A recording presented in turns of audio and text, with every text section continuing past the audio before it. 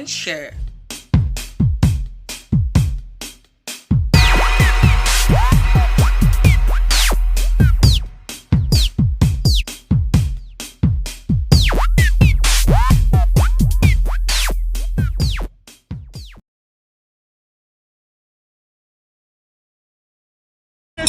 Ọkọ̀ ilé ó lè kẹ́ tó bá gbà mí gbọ́ yóò rí iye àìnípẹ̀kún àyípadà kúrò ní orílẹ̀-èdè burúkú orílẹ̀-èdè olè apànìyàn fọ́wọ́ àìnà ìnáfà orílẹ̀-èdè Yorùbá láfẹ́ onílẹ̀ àánú orílẹ̀-èdè ìlú orílẹ̀-èdè ìgbéga ẹ̀wọ̀n ọ̀bẹ̀ náà ẹ̀wọ̀n ọ̀bẹ̀ ayọ̀.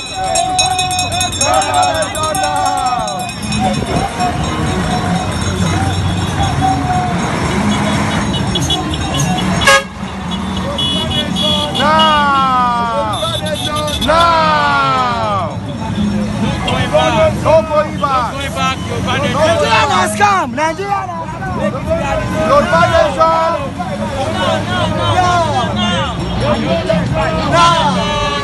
Yorùbá nation. No going back. Lórí irọ́. Lórí irọ́. Lórí irọ́. Orí ọmọ àti. Orí wọn.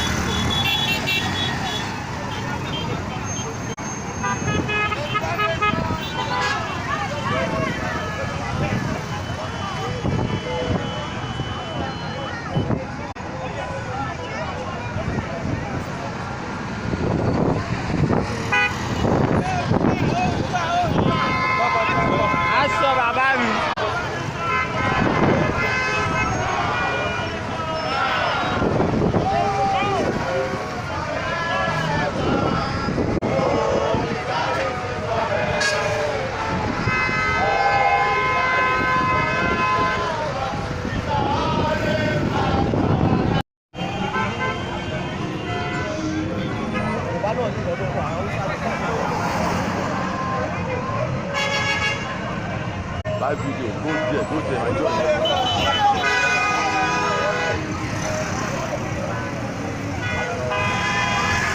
Good morning.